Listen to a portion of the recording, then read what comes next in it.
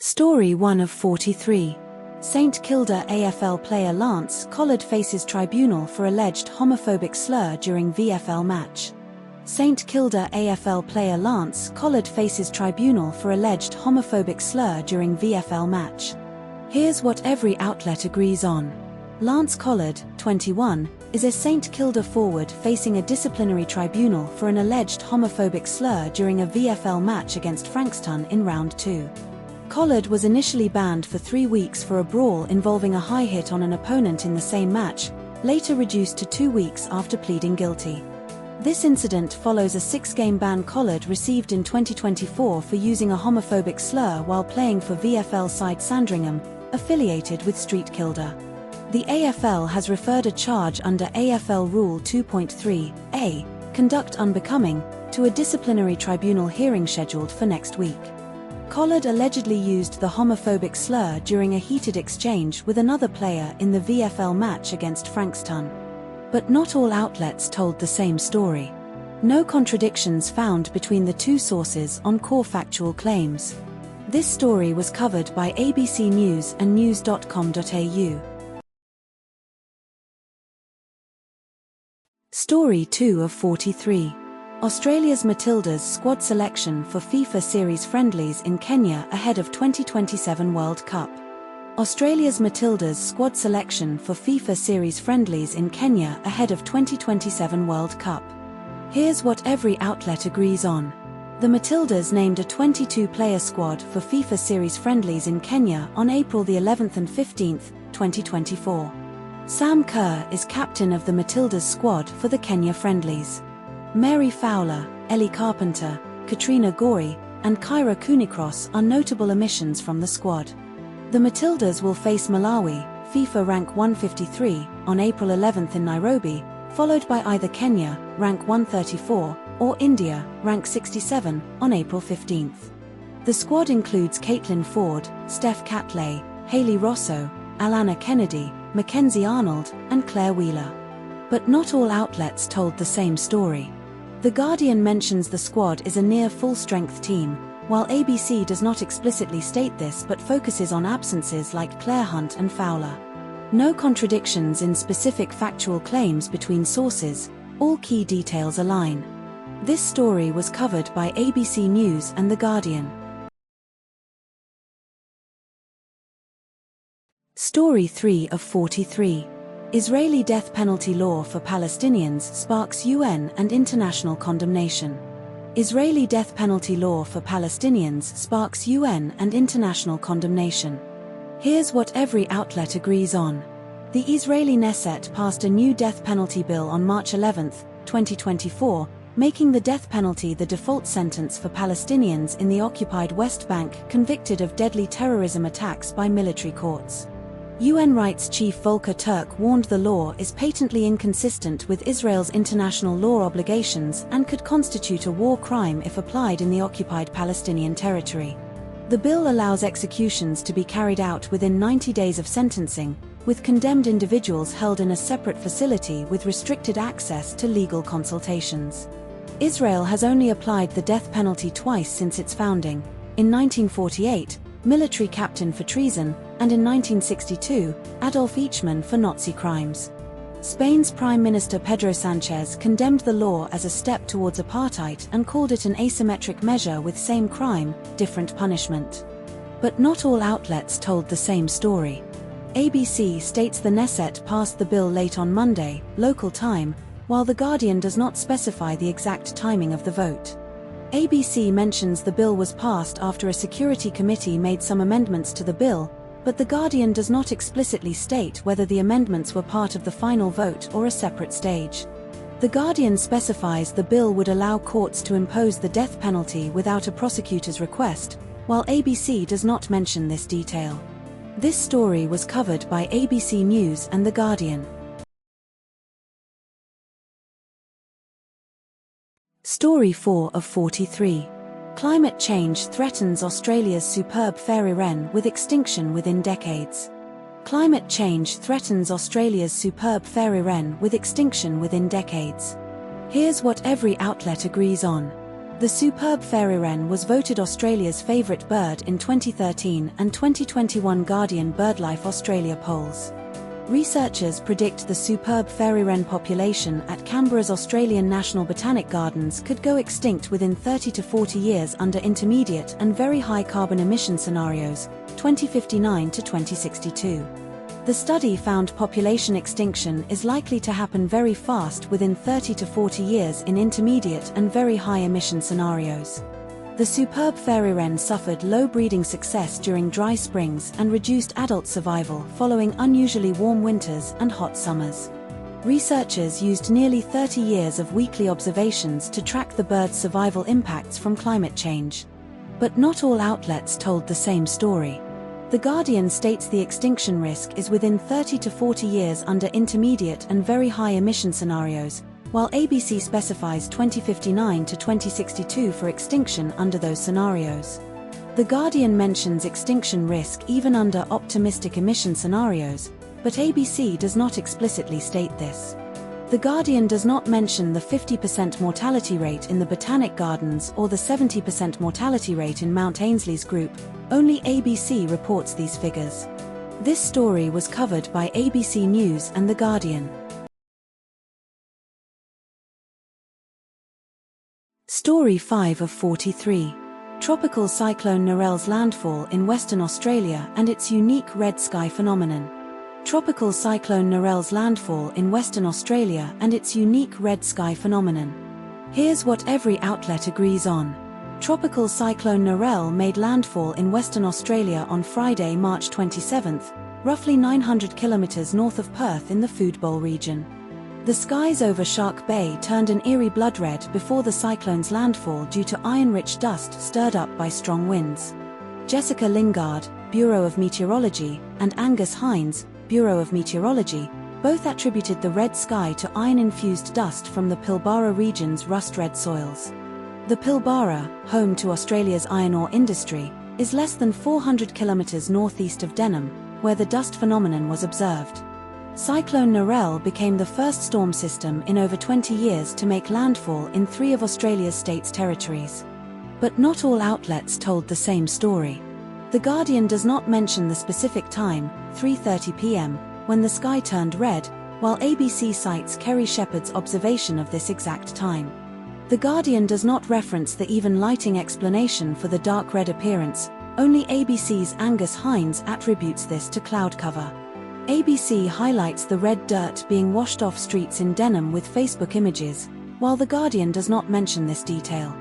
This story was covered by ABC News and The Guardian. Story 6 of 43. Trump appoints JD Vance as fraud czar targeting Democratic states with fraud crackdowns. Trump appoints JD Vance as fraud czar targeting Democratic states with fraud crackdowns. Here's what every outlet agrees on. Donald Trump appointed JD Vance as his fraud czar to lead a crackdown on alleged fraud in Democratic states, announced on the 4th of April, 2024. Federal officials announced 8 arrests in California on the 4th of April, 2024 for allegedly perpetrating over $50 million in Medicare healthcare fraud through sham hospice care schemes. The accused in California included healthcare professionals such as nurses and a psychologist, operating in Southern California under Operation Never Say Die. The U.S. Department of Justice stated the fraud involved using non-terminally ill patients as beneficiaries in hospice care programs. Trump claimed fraud in Democratic states, California, Illinois, Minnesota, Maine, New York, is massive and pervasive and could balance the federal budget if addressed, though no evidence was provided. But not all outlets told the same story. Trump alleges fraud in Democratic states is unprecedented and massive, but no evidence is provided to support these claims. California Governor Gavin Newsom states Trump's administration is trying to blame California for issues with their federal programs, contradicting Trump's framing of state-level fraud. Minnesota Governor Tim Walz denies fraud allegations, calling Trump's actions nothing to do with fraud and accusing his administration of misconduct during raids. This story was covered by The Guardian. Story 7 of 43. Australian states introducing free or subsidized public transport amid fuel price rises. Australian states introducing free or subsidized public transport amid fuel price rises. Here's what every outlet agrees on. Victoria made public transport free from March 31st to April 30th, 2024, costing $70 million. Tasmania made bus and ferry fares free from March 30th to June 30th, 2024, with an estimated monthly cost of $850,000. Queensland introduced permanent 50-cent fares across all Translink public transport in 2024. South Australia's peak hour Adelaide Metro fare is $4.55 and off-peak fare is $2.60. Western Australia's Go Anywhere fare is $2.80 across Trans-Perth and trans-regional networks. But not all outlets told the same story. ABC reports Victoria's free transport measure costs $70 million, while The Guardian states NSW's lost revenue would be $140 million per month, not a direct comparison but highlights differing cost estimates. ABC states NSW Transport Minister John Graham said free public transport would cost millions per day, but The Guardian does not repeat this exact phrasing or provide a specific daily cost. ABC reports Queensland's 50-cent fares were introduced in 2024, but The Guardian does not mention this specific detail. This story was covered by ABC News and The Guardian. Story 8 of 43. Barry Jones reflections on his life, political legacy, and critiques of modern Australian politics. Barry Jones reflections on his life, political legacy, and critiques of modern Australian politics. Here's what every outlet agrees on. Barry Jones is 93 years old and has an eye on the exit ramp as he reflects on his life and unfinished achievements. Jones suffered a ridiculous fall in September 2023 while out to breakfast in Melbourne, resulting in a 3-point landing, head, right buttock, base of spine, and 40 days in hospital. Jones' leg had done an optus, communication lines cut, and he could no longer walk after the fall, requiring respite care. Jones met Vladimir Putin in 1990 in St. Petersburg, initially dismissing him as a colorless figure before recognizing his future significance. Jones has known or met every Australian Prime Minister since Robert Menzies' first term in 1939, give or take a few. But not all outlets told the same story. No contradictions found between the two sources as they are nearly identical in content. This story was covered by Sydney Morning Herald and The Age. Story 9 of 43. Romanian nationals charged in Queensland for targeting elderly shoppers in wallet theft scams. Romanian nationals charged in Queensland for targeting elderly shoppers in wallet theft scams. Here's what every outlet agrees on.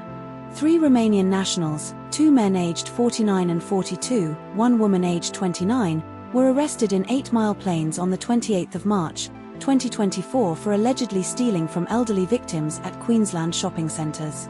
The trio allegedly targeted elderly people, aged 70 to 94, at ATMs or grocery payments in Kenmore, Chermside, Strathpine, North Lakes, Buddina, Caloundra, and Laidley shopping centres. Victims were distracted by claims of dropped wallets, then had their cards stolen for fraudulent use. Police seized approximately $20,000 from a unit complex in 8 Mile Plains during the arrests. The 49-year-old man and 29-year-old woman were charged with multiple counts of fraud and stealing, 5 counts of fraud, 4 counts of stealing, and 2 counts of enter with intent for the 49-year-old, 8 counts of fraud and 4 counts of stealing for the 29-year-old, and refused bail. But not all outlets told the same story. ABC states the 49-year-old man was charged with 2 counts of enter with intent, but Newscomau does not mention this charge. ABC lists Strathpine as a location where victims were targeted, but Newscomau does not explicitly mention it, though it lists 7 suburbs including Kenmore, Chermside, etc. ABC mentions the arrests occurred on Saturday without specifying the date, while Newscomau states the arrests were on the 28th of March, 2024. ABC only confirms court appearances on the 28th of March. This story was covered by ABC News and news.com.au. Story 10 of 43. Melbourne couple charged with slavery and abuse of Indonesian woman. Melbourne couple charged with slavery and abuse of Indonesian woman. Here's what every outlet agrees on. Chi Kit Max Chong and Angie Yerling Lau are facing trial in Victoria's County Court for slavery-related offences, both pleading not guilty. The alleged victim was a 61-year-old Indonesian woman who lived with the couple in their Point Cook, Melbourne home from January 2022 until she fled in October 2022. Mr. Chong is charged with intentionally possessing a slave and 3 counts of common assault. Ms. Lau is accused of assisting or encouraging the slavery offence. The woman was allegedly subjected to beatings, restrictions on food, sleep, and movement, forced to perform domestic labour including cooking, cleaning, and massaging Mr. Chong's legs. The woman died in 2024, unrelated to the case, and presented to St. Vincent's Hospital in October 2022 with injuries including a swollen ear, laceration to the foot, and malnutrition indicators. But not all outlets told the same story. News Kamau states the woman was Malaysian-born, while ABC explicitly calls her Indonesian. News Kamau reports the woman was 61 years old at the time of the abuse, but ABC does not specify her age. News Kamau mentions the woman's death was in 2024 but does not specify the month, while ABC does not clarify the month either, but both agree it was unrelated to the case. This story was covered by ABC News and news.com.au. Story 11 of 43. Australian drug trafficking syndicate arrested over alleged cocaine meth import via Bass Strait. Australian drug trafficking syndicate arrested over alleged cocaine meth import via Bass Strait. Here's what every outlet agrees on.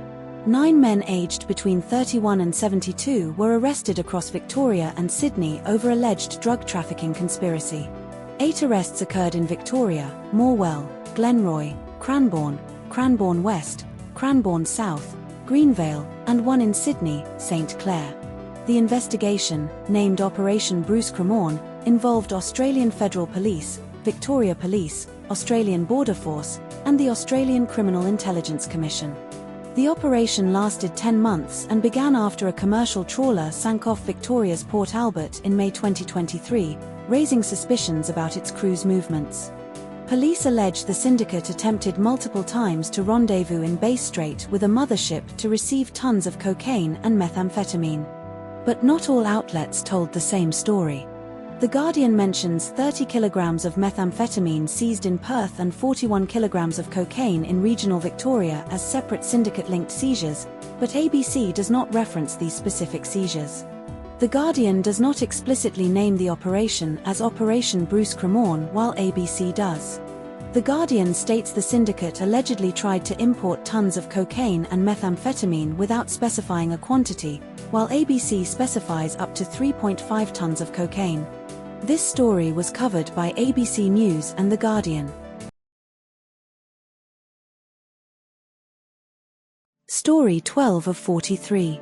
Australian literacy program using dogs to help children read aloud. Australian literacy program using dogs to help children read aloud. Here's what every outlet agrees on. Tashi is a 10-year-old miniature poodle participating in the Story Dogs literacy program in Sydney. Story Dogs involves 389 dogs across Australia, excluding Northern Territory, helping primary school students read. The program was established in 2009 by Janine Sigley and Leah Sheldon in regional New South Wales. Story Dogs is modelled on a similar US-based program using dogs as education assistance animals. The program aims to help children gain confidence and ability to read aloud, especially those with anxiety or learning difficulties. But not all outlets told the same story. Article 1 states Tashi is a 10-year-old miniature poodle, but earlier mentions she was 5 years old when adopted by Borgner, likely an inconsistency in the same article. No contradictions between sources, only minor inconsistencies within Article 1. This story was covered by The Guardian. Story 13 of 43. Affordable flight options to Europe from Australia in 2026 amid Middle East instability. Affordable flight options to Europe from Australia in 2026 amid Middle East instability. Here's what every outlet agrees on. A business-class return flight from Melbourne to London with Etihad in mid-April to early May costs $4,881, nearly half the price of 2025 and $2,000 cheaper than Emirates Premium Economy for the same route and dates. Economy class fares to Europe via Asia-based carriers are comparable to 2025 prices. Melbourne to London with Air China starts at $1,295, mid-April return. Sydney to Paris with Malaysia Airlines costs $2,167, early June return, and Melbourne to Rome with Qantas or Turkish Airlines costs $2,330 to $2,599, early September return. Return business class fares with Qantas, Singapore Airlines, Japan Airlines, ANA, or Turkish Airlines start at $12,000 for any departure in the next 6 months. China-based carriers and Vietnam Airlines offer sub-$10,000 return business class fares to Europe. Mark Trim, founder of Complex Travel Group, reports a return business class flight via Manila Muscat with Oman Air, economy leg Brisbane-Manila, business leg Muscat-London, for $5,900, late April departure. But not all outlets told the same story. No contradictions found between the two sources. This story was covered by Sydney Morning Herald and The Age. Story 14 of 43. Missing man swept away in South Australian floodwaters, search ends tragically. Missing man swept away in South Australian floodwaters, search ends tragically. Here's what every outlet agrees on. Tony Aspden, a 65-year-old man, was last seen on April 4, Easter Saturday, around midday near Inaminka, South Australia, while crossing the closed Cordillo Downs Road on foot and was swept into floodwaters. A land, air, and water search was conducted by South Australia Police, SES, Paul Air, and volunteers, including family members from Queensland, to locate Tony Aspden. Inaminka is approximately 820 to 1,065 kilometers north of Adelaide and 25 to 40 kilometers from the Queensland border. Tony Aspden was described as Caucasian, 156 centimeters tall, with a slim build, blonde hair with a rat's tail, and was last seen wearing a red hat, black short-sleeved top, and dark pants. The Cooper Creek system near Inaminka was in flood, with fast-moving water submerging hazards and restricting visibility. But not all outlets told the same story. ABC reported the search was ongoing as of the article's publication, but News Kamau stated Tony Aspden's body was recovered by 10:30 a.m. on Monday. ABC listed the distance from Adelaide as 1,065 kilometers by road, while News Kamau stated it was 820 kilometers north. ABC did not mention the exact time of recovery or confirmation of death, whereas News Kamau provided the time, 10:30 a.m., and confirmed the tragedy. This story was covered by ABC News and news.com.au. Story 15 of 43. National Film and Sound Archives 2026 Sounds of Australia Collection Highlights. National Film and Sound Archives 2026 Sounds of Australia Collection Highlights. Here's what every outlet agrees on. Jack Colson's 1991 arrest speech. Gentlemen, this is democracy manifest. What is the charge? Eating a meal? A succulent Chinese meal was added to the NFSA's 2026 Sounds of Australia collection. The NFSA's Sounds of Australia collection includes 9 audio recordings selected annually by a panel of experts from public nominations. The collection was launched in 2007 and now contains over 200 recordings, as of 2026. The PB5 pedestrian crossing button sound was added to the Sounds of Australia collection and sampled in Billie Eilish's 2019 song Bad Guy. Joe Dolce's 1981 song Shut Up Your Face was included in the 2026 Sounds of Australia collection. But not all outlets told the same story. ABC mentions the NFSA Assistant Curator Hannah DeFater, while The Guardian mentions the NFSA Chief Curator Megan Loader as the key spokesperson. ABC states the NFSA's Sounds of Australia collection includes the 2007 Federal Court's native title determination at Noonkamba Station as a radio broadcast, while The Guardian does not specify the format. ABC explicitly mentions the 1300-6555-06 number for the reading-writing hotline jingle, while The Guardian does not include this detail. This story was covered by ABC News and The Guardian. Story 16 of 43. Iraq's historic World Cup qualification and Graham Arnold's role as coach. Iraq's historic World Cup qualification and Graham Arnold's role as coach. Here's what every outlet agrees on. Graham Arnold is the coach of Iraq's national football team, guiding them to World Cup qualification after a 2-1 win over Bolivia in the Interconfederation playoff on date not specified but implied recent. Iraq qualified for the FIFA World Cup for the first time in 40 years, with their last appearance in 1986. The match took place at Monterrey Stadium in Mexico, with Ali Al-Hamadi scoring the opening goal for Iraq in the 10th minute. Bolivia equalized through Moises Paniagua before half-time, but Iraq retook the lead in the 53rd minute via Ayman Hussein's goal. Iraq's group stage opponents include France, Norway, and Senegal, with the tournament scheduled for June 11th to July 19th in the United States, Canada, and Mexico. But not all outlets told the same story. No contradictions found between sources for verifiable facts. This story was covered by ABC News and SBS News. Story 17 of 43. Philippines energy crisis triggered by Iran war and global oil price surge. Philippines energy crisis triggered by Iran war and global oil price surge. Here's what every outlet agrees on. The Philippines declared a national energy emergency on March 27, 2024, becoming the first country to do so after the Iran war began. Almost all of the Philippines' oil is imported from the Persian Gulf, making it highly vulnerable to global oil price fluctuations. Diesel prices in the Philippines rose from 55 Philippine pesos, $1.30, per litre before the war to over 130 pesos, $3.12, per litre in April 2024. Transport workers, including jeepney and tricycle drivers, face severe financial strain due to soaring fuel costs, with some earning less than half their previous income.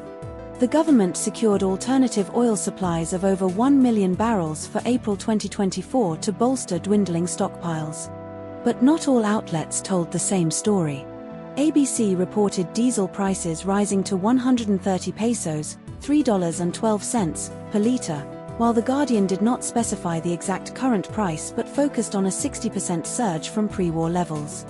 ABC mentioned the government's alternative supply of over 1 million barrels for April, while The Guardian did not specify the exact volume of alternative supplies secured. ABC highlighted the potential for double-digit inflation if crude oil hits $150 per barrel, while The Guardian predicted crude oil could reach $200 per barrel with double-digit inflation by May.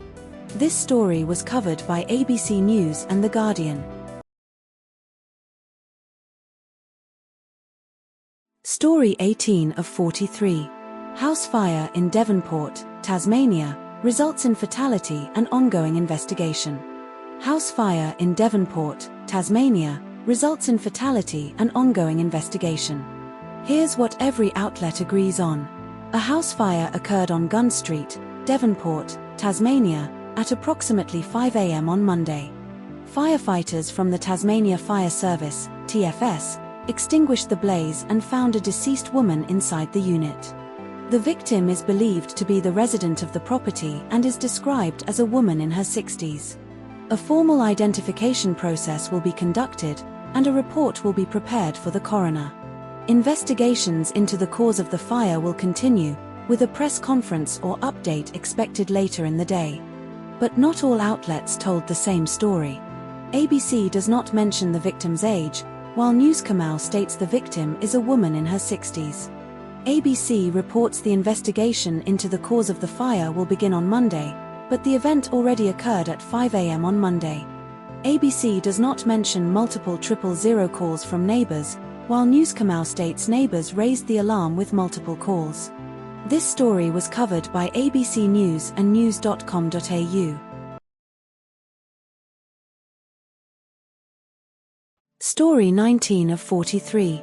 Israel's new death penalty law for Palestinians in the West Bank. Israel's new death penalty law for Palestinians in the West Bank. Here's what every outlet agrees on.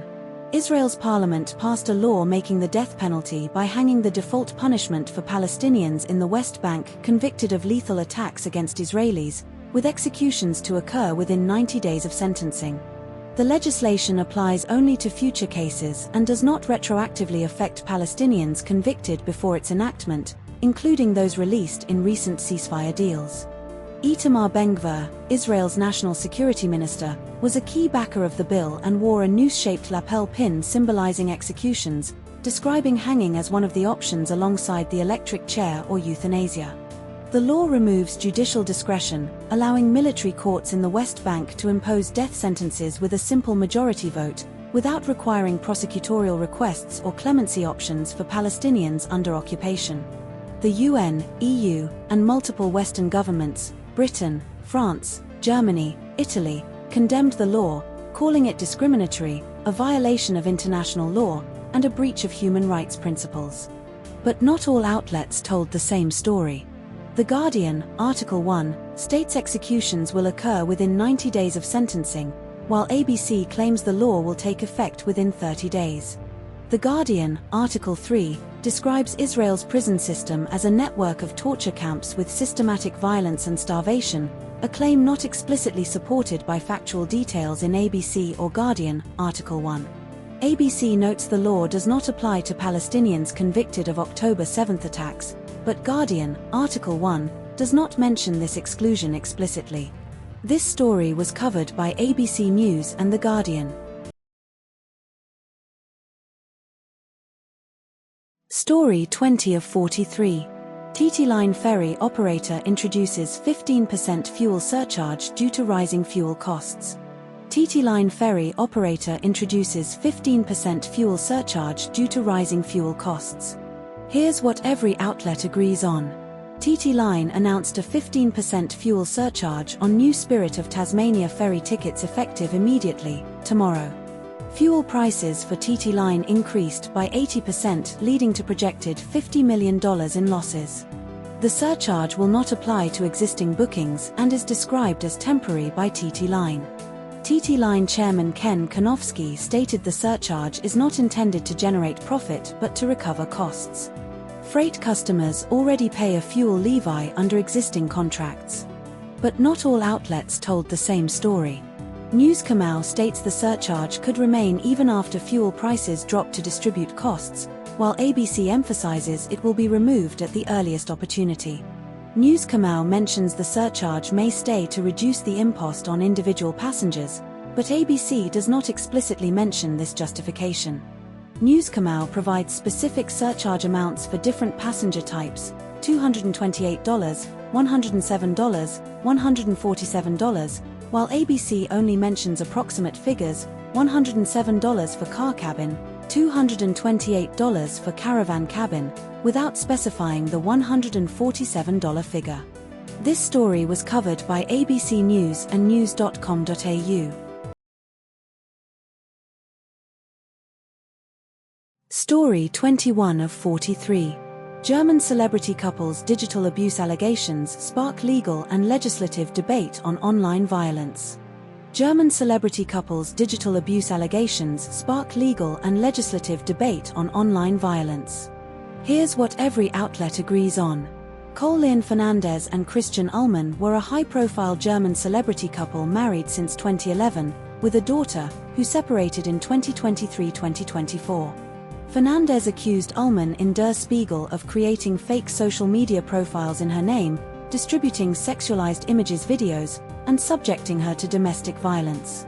Fernandez filed a legal complaint against Ullmann in Spain in 2023 due to stronger legal protections for digital gender-based violence there.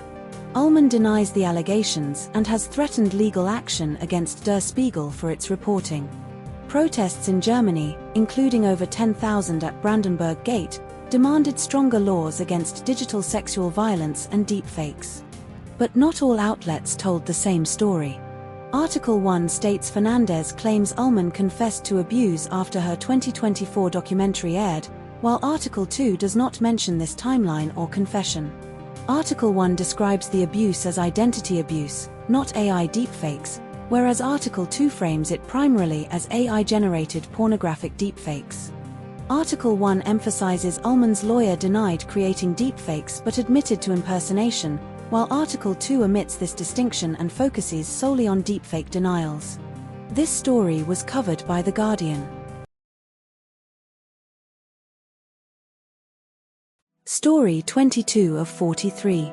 Fair Work Commission abolishes junior pay rates for 18 to 20-year-olds in Australia. Fair Work Commission abolishes junior pay rates for 18 to 20-year-olds in Australia. Here's what every outlet agrees on. The Fair Work Commission abolished junior pay rates for workers aged 18 and over in retail, fast food, and pharmacy sectors. Around 500,000 young Australians will benefit from the wage increase, according to ABS data and union estimates. The changes apply to the General Retail Industry Award, Fast Food Industry Award, and Pharmacy Industry Award. Workers aged 18 were previously paid 70% of the adult rate, 19-year-olds 80%, and 20-year-olds 90% under junior rates. The wage adjustments will be phased in over 4 years, with the first changes starting in December 2024. But not all outlets told the same story. The Guardian mentions the decision applies to pharmacy sector awards, but SBS does not reference pharmacies in its coverage. The Guardian specifies a 6-month employment requirement for workers to receive the adult rate, while ABC and SBS do not mention this detail. The ABC and Guardian both cite Gerard Dwyer's comparison to equal pay for women, but only The Guardian includes Chalmers' direct quote about fair wages. This story was covered by ABC News, The Guardian, and SBS News. Story 23 of 43. US President Trump mocks French President Macron's marriage during Iran war discussion. US President Trump mocks French President Macron's marriage during Iran war discussion. Here's what every outlet agrees on. Donald Trump made comments about Emmanuel Macron's marriage during a White House lunch on Wednesday, saying Brigitte Macron treats him extremely badly and he was still recovering from the right to the jaw. The remarks were made during a discussion about seeking French support for the US-led war against Iran, with Trump mimicking Macron's voice to say Macron replied, "We can do that after the war is won." A viral video from May 2025 showed Brigitte Macron's hand pushing Macron's face as they disembarked from a plane in Vietnam, which Macron later dismissed as joking. The White House initially posted a video of Trump's comments on its YouTube channel before removing it after backlash. Emmanuel Macron arrived in South Korea on Thursday and called Trump's comments neither elegant nor up to standard. But not all outlets told the same story. The Guardian and SMH The Age do not specify whether the White House lunch was a formal event or a private gathering, but The Guardian calls it a private lunch with faith leaders and government figures, while SMH The Age describe it as an Easter function. The Guardian mentions Trump's comments were lambasting NATO allies for not joining the war against Iran before mocking Macron, but SMH The Age do not explicitly state this context for the remarks. The Guardian does not mention Macron's later comment about Trump's chatter versus seriousness, while SMH The Age include it verbatim. This story was covered by The Guardian, Sydney Morning Herald, and The Age. Story 24 of 43. Australia's teen social media ban effectiveness and unintended consequences. Australia's teen social media ban effectiveness and unintended consequences. Here's what every outlet agrees on. Australia's under-16 social media ban took effect in January 2024, targeting platforms like Instagram, TikTok, and Snapchat. Over 70%, 2/3, of teens aged under 16 remain active on banned platforms 4 months after the ban. eSafety Commissioner's February 2024 report found 66% of parents whose children stayed on social media said platforms did not ask for age verification. Facial age estimation technology has higher error rates for children near the 16-year age threshold, 14 to 15 years old. The Australian government has filed a defence in a High Court challenge from a digital rights group over the ban's validity. But not all outlets told the same story. Article 1 states the government expects eSafety to throw the book at non-compliant platforms with fines, while Article 2 frames this as a predictable failure with no real enforcement teeth. Article 1 reports the ban has unintended side effects like diverting anti-vaping ads to gaming platforms, but Article 2 does not mention this specific diversion. Article 1 highlights that 5 million accounts were deactivated as a success, while Article 2 dismisses this as irrelevant without addressing core harm reduction. This story was covered by The Guardian. Story 25 of 43. Australian study links vaping to lung and oral cancer risk. Australian study links vaping to lung and oral cancer risk. Here's what every outlet agrees on. A new review led by researchers from the University of New South Wales, UNSW, found nicotine-containing vapes are likely to cause lung and oral cancers, based on evidence from 2017 to 2025. The review analysed mouse studies, human biomarker studies, oxidative stress, epigenetic changes, inflammation, and case reports, including a 19-year-old man with oral cancer linked to vaping.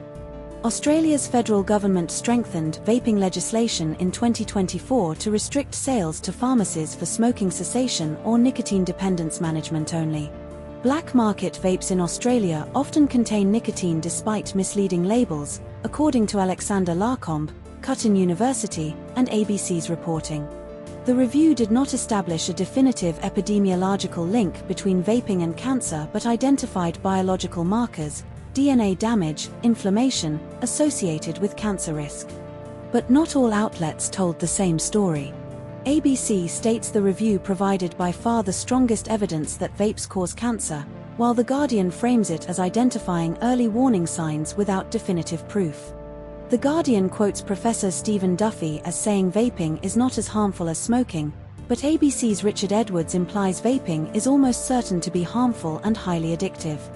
ABC reports Dr. Stewart saying definite proof will take possibly decades, but The Guardian emphasizes CETA's urging regulators to act *now* rather than wait. This story was covered by ABC News and The Guardian. Story 26 of 43.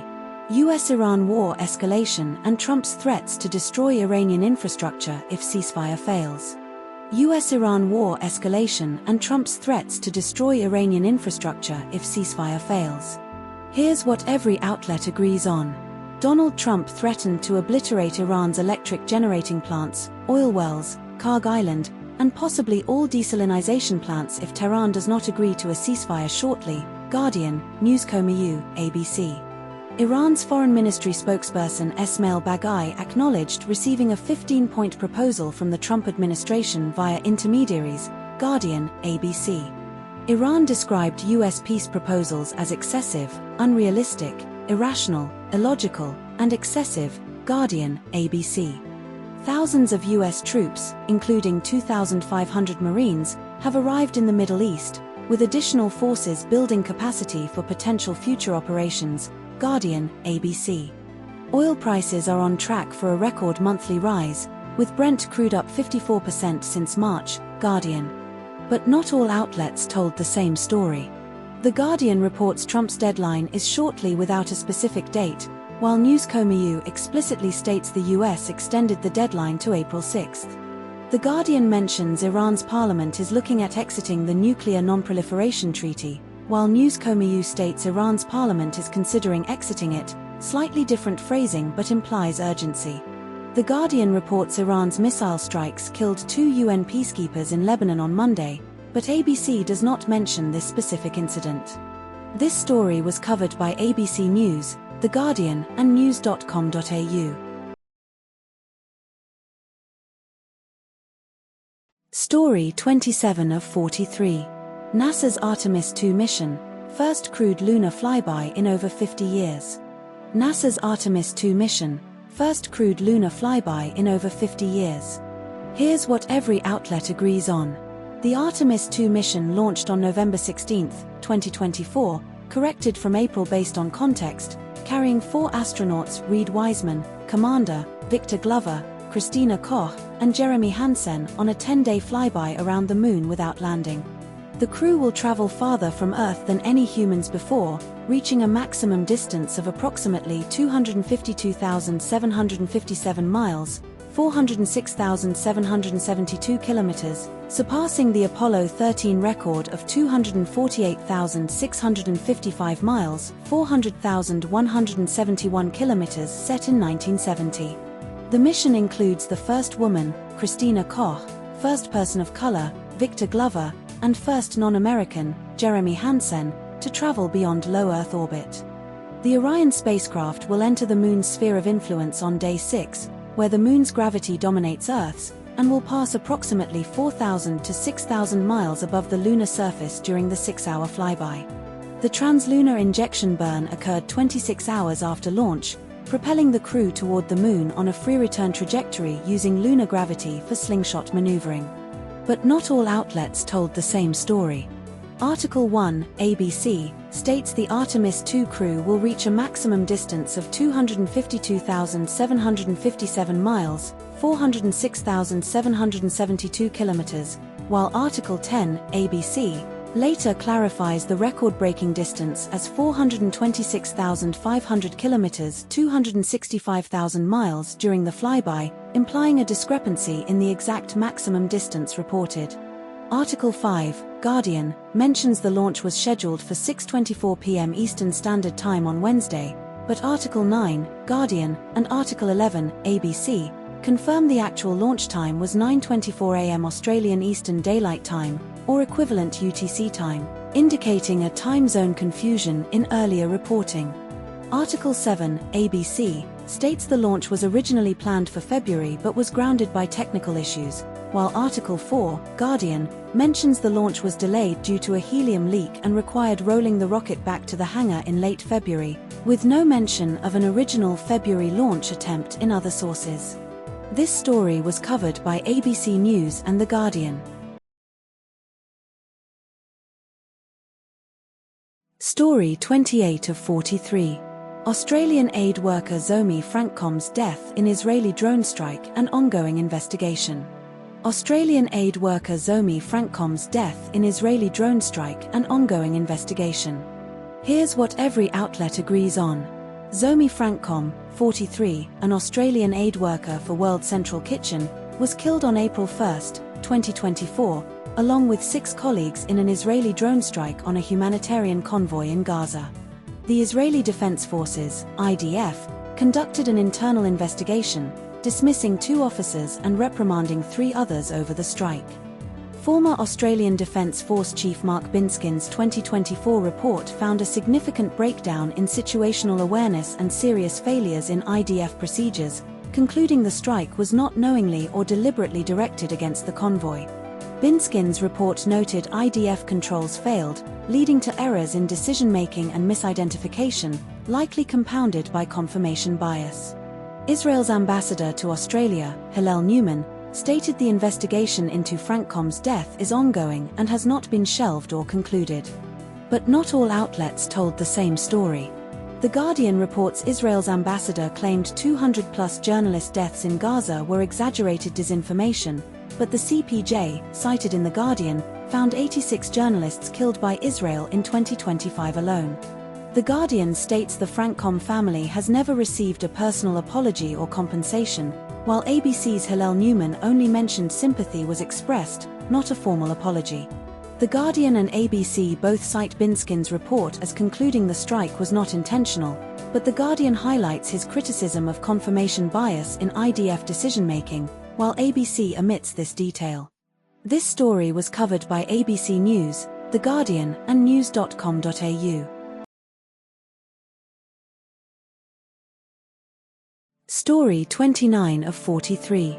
Legal and political dispute over Trump's $400 million White House ballroom project and East Wing demolition. Legal and political dispute over Trump's $400 million White House ballroom project and East Wing demolition. Here's what every outlet agrees on. Federal Judge Richard Leon issued a preliminary injunction on March 19, 2025, halting construction of Trump's $400 million White House ballroom without congressional approval, ruling no statute gives the president the authority he claims. The National Trust for Historic Preservation filed a federal lawsuit in December 2024 to block the ballroom, arguing Trump violated laws by demolishing the East Wing without review. The National Capital Planning Commission, NCPC, received over 35,000 public comments opposing the ballroom, with the majority condemning the East Wing demolition, mentioned in Guardian articles 1 and 3. The Commission of Fine Arts, which Trump stocked with loyalists, voted to approve the ballroom project in February 2025, Guardian articles 1 and 3. The East Wing demolition began in October 2024 to make way for the 90,000 square feet, 8,400 square m, ballroom, Guardian articles 1, 3, 5, ABC article 4. But not all outlets told the same story. Guardian article 1 states Trump's fellow Republicans have up until now not felt the need to weigh in on the project, but Guardian article 3 implies the NCPC, chaired by a Trump ally, is likely to approve it.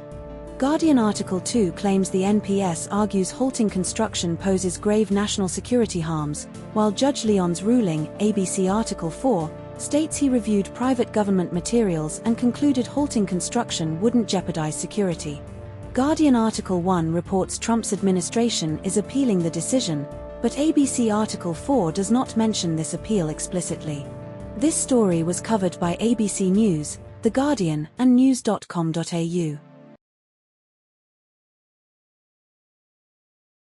Story 30 of 43. Deontay Wilder vs Derek Chisora final fight and Chisora's boxing career end. Deontay Wilder vs Derek Chisora final fight and Chisora's boxing career end. Here's what every outlet agrees on. Derek Chisora fought his 50th and final professional bout against Deontay Wilder on Saturday, June 29, 2024, at the O2 Arena in London. Wilder won the fight via split decision with scores of 115 to 111, 112 to 115, and 115 to 113. Chisora was knocked down once in the 8th round but beat the count and survived to the final bell. Wilder was deducted a point in the 8th round for holding Chisora. Chisora's record entering the fight was 36-14-1, 23 KOs, and Wilder's was the 1st of April, 45, 43 KOs. But not all outlets told the same story. Article 1 states Wilder was the WBC champion when Joshua held the WBA, IBF, and WBO belts, but Article 3 does not mention Wilder's championship status at that time. Article 2 claims Wilder was a shell of the fighter he once had been after losing to Joseph Parker and Zhilei Zhang in 2024, while Article 1 does not mention Wilder's recent losses to these fighters. Article 1 reports Wilder said "I want you to kill me" to Chisora in 2018, but Article 3 does not reference this quote. This story was covered by The Guardian. Story 31 of 43. Carlton AFL coach Michael Voss faces scrutiny over repeated late-game collapses in 2026 season. Carlton AFL coach Michael Voss faces scrutiny over repeated late-game collapses in 2026 season. Here's what every outlet agrees on. Michael Voss is Carlton's head coach and was retained by club president Graham Wright in August 2024 to see out his contract until 2026. Carlton lost to Melbourne on Sunday, 2026, after surrendering a 43-point lead at the MCG, ABC, Guardian, The Age. Carlton lost to North Melbourne on Good Friday, 2026, after leading by 21 points in the final quarter, ABC, The Age. Carlton has lost 9 times after leading at half-time since the start of 2025, The Age, Guardian. Voss stated there is no silver bullet to fix Carlton's second-half fade-outs, ABC, The Age. But not all outlets told the same story. The Guardian claims Carlton's 2024 GWS clash saw them lead by 39 points in the first quarter, while ABC only mentions a 30-point lead in the 2023 preliminary final against Brisbane, number 2024 figure. The Guardian states Carlton's 2025 season finished 11th with 9 wins and 14 losses, but ABC does not specify the final position, only wins-losses. The Guardian implies Voss's energy approach is unsustainable long-term, while Voss himself denies this in The Age and ABC, stating we're all working on it. This story was covered by ABC News, The Guardian, and The Age. Story 32 of 43. Kieran Trippier's departure from Newcastle United and related football news. Kieran Trippier's departure from Newcastle United and related football news. Here's what every outlet agrees on. Kieran Trippier will leave Newcastle United this summer when his contract expires. Trippier joined Newcastle from Atletico Madrid in January 2022 for £12 million. He made over 150 appearances for Newcastle, scoring 4 goals, and was part of the 2023 Carabao Cup winning team that defeated Liverpool at Wembley. Trippier was Newcastle's first signing under Eddie Howe and helped lead the club to 2 Champions League qualifications. He is 35 years old and has not extended his contract. But not all outlets told the same story.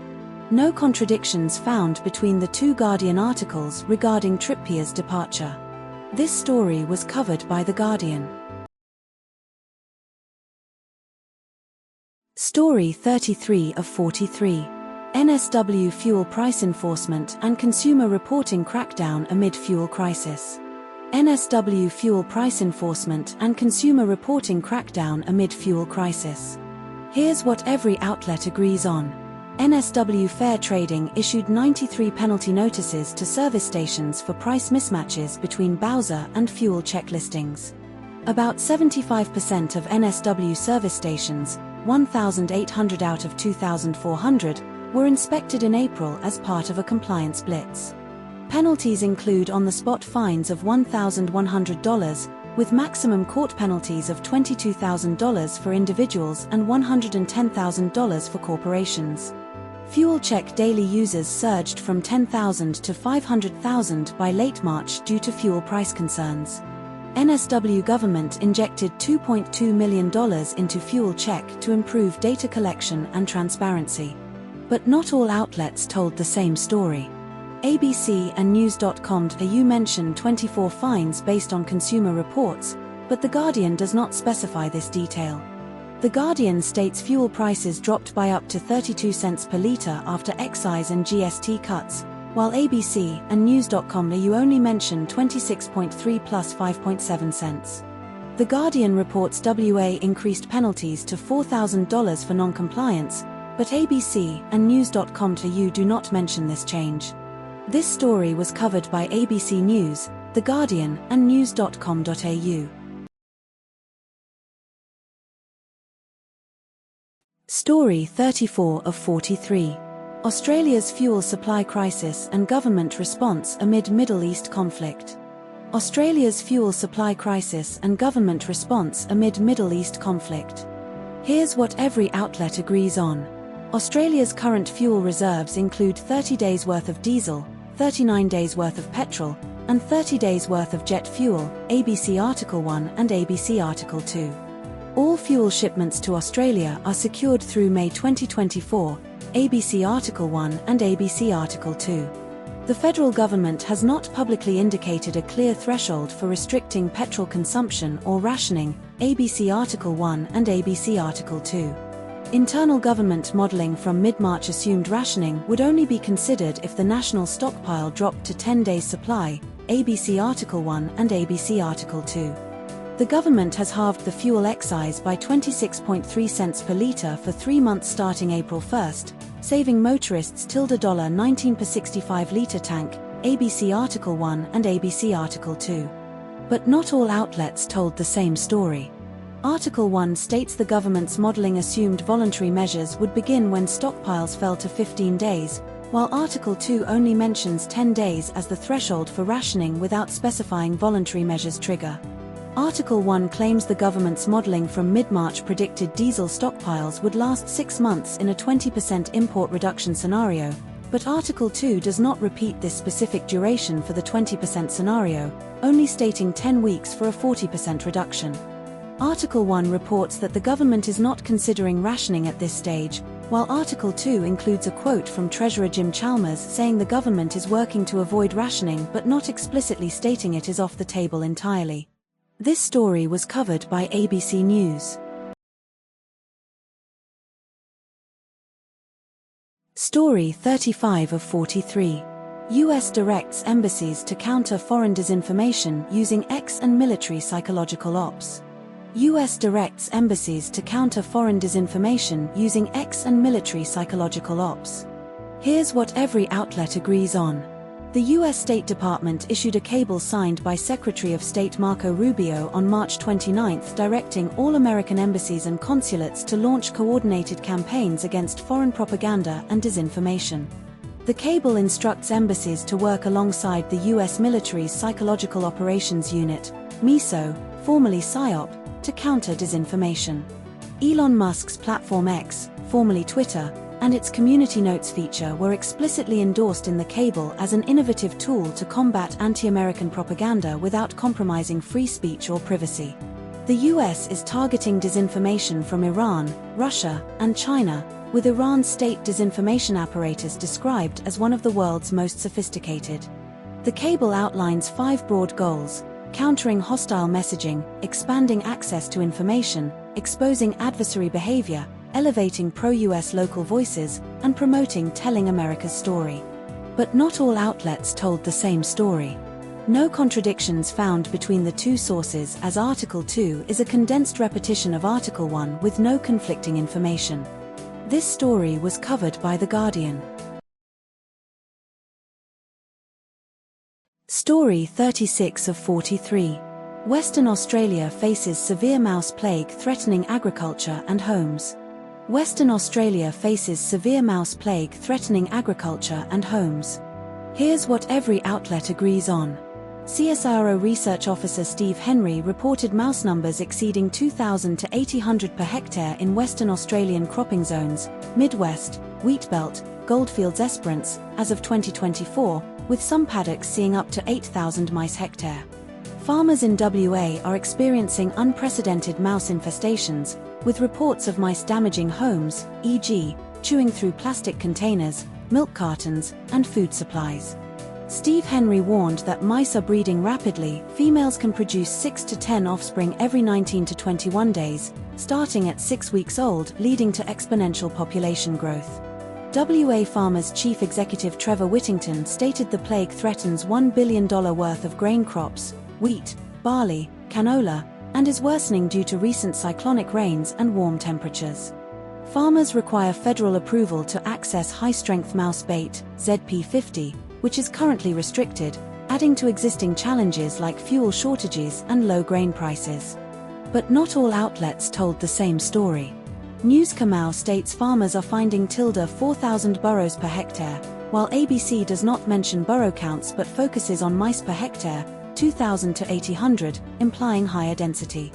News Kamau does not mention mice invading homes as a widespread issue, whereas ABC emphasizes unprecedented domestic infestations, e.g., pantry sightings, chewed containers. ABC highlights a pest controller's anecdote about consuming 7.5 kilograms of bait in 3 days, which is not referenced in any WSOMEU's quantitative data on bait usage. This story was covered by ABC News and news.com.au. Story 37 of 43. Norwegian director Kristoffer Borglis' controversial rom-com thriller The Drama starring Zendaya and Robert Pattinson. Norwegian director Kristoffer Borglis' controversial rom-com thriller The Drama starring Zendaya and Robert Pattinson. Here's what every outlet agrees on. The film is titled The Drama and directed by Kristoffer Borgli. Zendaya stars as Emma and Robert Pattinson stars as Charlie in the movie. The film is set in Boston and follows a couple engaged to be married. The couple's relationship unravels after Emma reveals a secret about a past incident involving a gun. The Drama is distributed by A24 and released in cinemas on April 2nd. But not all outlets told the same story. ABC describes the film's ending as unusually cheesy and empathetic, while The Guardian says Borgli loses his nerve in the ending. ABC emphasizes the film's complex critique of American culture and race, while The Guardian does not address this aspect in detail. ABC highlights the film's hallucinatory editing style and European misconceptions of the US, which The Guardian does not mention. This story was covered by ABC News and The Guardian. Story 38 of 43. Criticism and controversy over Trump's proposed Miami Presidential Library and related political branding. Criticism and controversy over Trump's proposed Miami Presidential Library and related political branding. Here's what every outlet agrees on. Donald Trump's presidential library is proposed to be a 50-story, Article 1, or 47-story, Article 2, structure in Miami, Florida, with a giant golden statue of Trump in the lobby. The land for the library was controversially gifted to Eric Trump's foundation by Miami-Dade College in 2023, with a federal judge initially blocking the transfer due to lack of public notice, later overturned. The site is valued at over $67 million according to Article 2, and the land was transferred to the state of Florida before being given to Eric Trump's foundation. Florida Governor Ron DeSantis signed a law renaming Palm Beach International Airport to the President Donald J. Trump International Airport on the same day the library plans were unveiled. The library plans include a replica of Air Force One, gifted to Trump by Qatar, and a recreated Oval Office and White House ballroom. But not all outlets told the same story. Article 1 states the library will have 50 stories, while Article 2 claims it will have 47 stories. Article 1 does not mention Trump's statement that the project is likely to be a hotel, while Article 2 directly quotes Trump saying, "I don't believe in building libraries or museums. It's going to be most likely a hotel." Article 1 does not reference the Obama Presidential Center's budget escalating to $850 million or its alleged gentrification impacts, which Article 2 includes. This story was covered by The Guardian. Story 39 of 43. 13-year-old girl charged in Melbourne anti-Semitic crime spree involving stolen vehicles and assaults. 13-year-old girl charged in Melbourne anti-Semitic crime spree involving stolen vehicles and assaults. Here's what every outlet agrees on. A 13-year-old girl from the Bayside area was charged with 52 offenses including reckless conduct endangering serious injury, multiple counts of theft, theft of motor vehicle, burglary, handling stolen goods, and threatening physical harm on the basis of a protected attribute, anti-Semitism.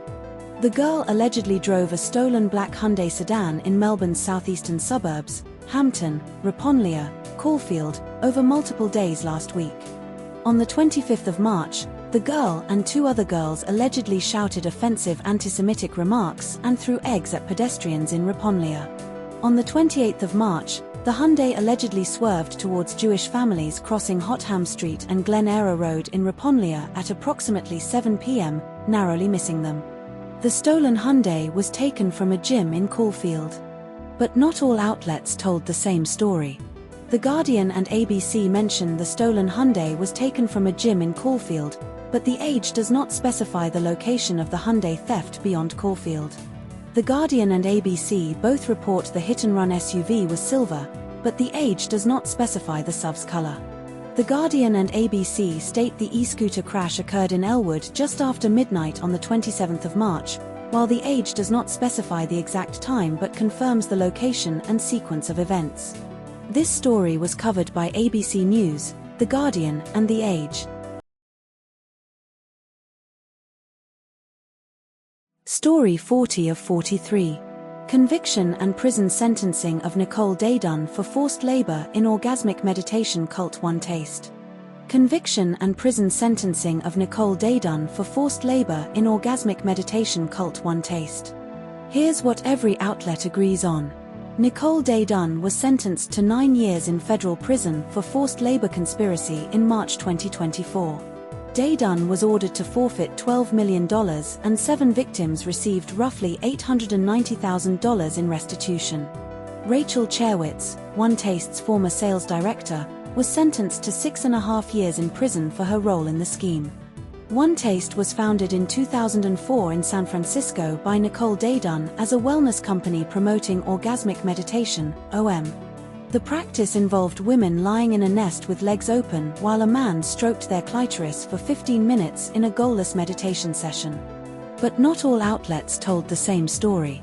Article 1 states Daydun was sentenced in March, but Article 2 specifies the sentencing occurred in March 2024 after a 1-month trial in 2023, implied timeline conflict.